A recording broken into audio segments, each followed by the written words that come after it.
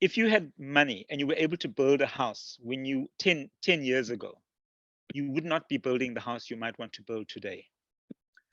So I love that there are analogy. I many love it. things. There are Yeah. many things in life that are like that. I often think, damn, thank goodness I didn't have the money to do some of the half-assed ideas I had 20 years ago, because they would have sucked, quite frankly. Time and the lack of resources has its it has its upside. That's such an excellent analogy, and it really like leads me directly into the next question. But the next question is like, what are your biggest challenges?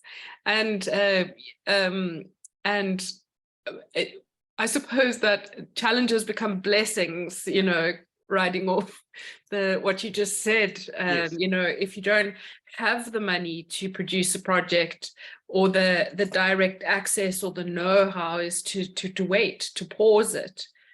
And a lot of younger artists that I've been speaking to, when a lot, they say that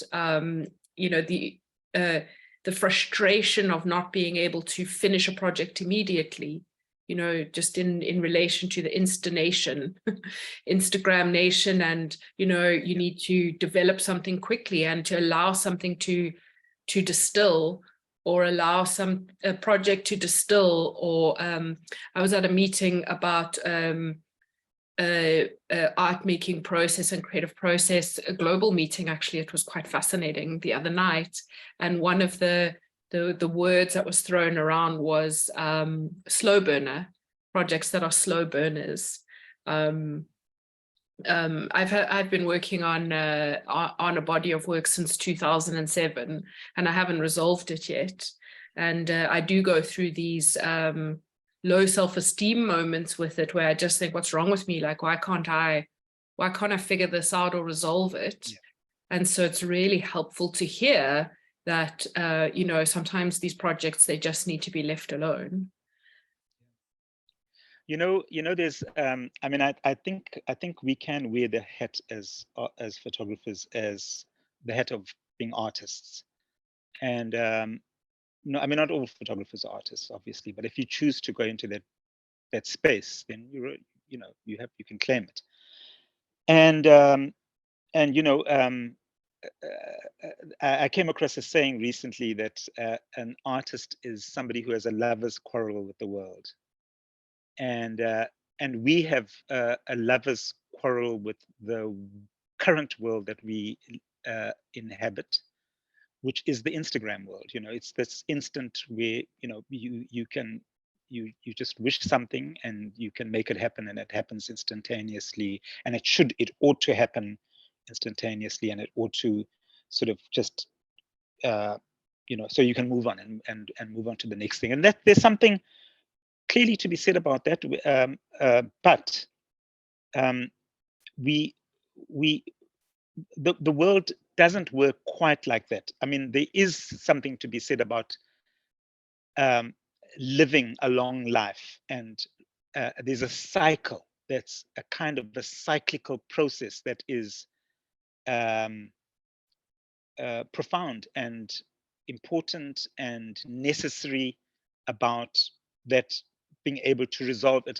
Gives you the space to resolve huge amounts of things that aren't easily apparent in life. So the world that we inhabit, especially this kind of consumer-based world, that where everything is appropriated and put into this big consumer machine, is a world that is at odds with the process of creation.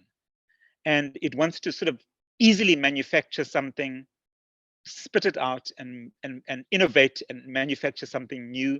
And even the art world does that as well. I mean, I think I heard you say at a meeting sometime that when you hit 40, you hit your sell-by date, and that world no longer has space for people above 40.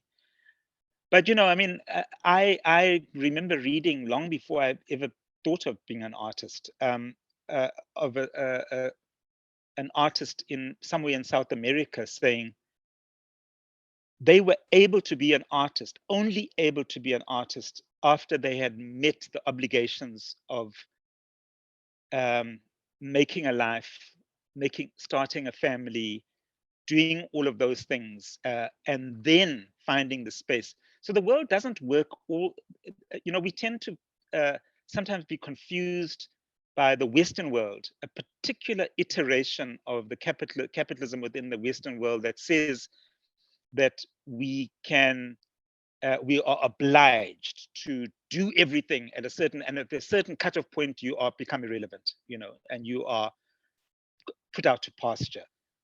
Actually, that's a very minor way of, it's a minority of the world that see the world in that way. I'm interested in geopolitics. I use the word global south a lot because there are huge parts of the world that we are outside of our blinkered way of seeing the world in the West. And we need to have a healthier understanding of life. We need to sort of have a broader vision and to incorporate that global south vision that says, that everything isn't just about the product you produce immediately. And your product might take you much, much longer to produce, and that's okay. And it's not easy to come to terms with that being okay, because we are so embedded in this, in a world that it isn't okay. We are made to understand that it isn't okay, but actually it is. And there's something quite once in my own personal process, I can only really reflect on my own experience, but post 40, different life challenges, roof overhead, different challenges through pandemics and all that kind of stuff, and then still maintaining an ability to get to a daily artistic practice, or to get to a daily practice. I find I'm making some of the best work I've ever made in my life now. And what's really nice is that I'm kind of off the hook because nobody's looking at me.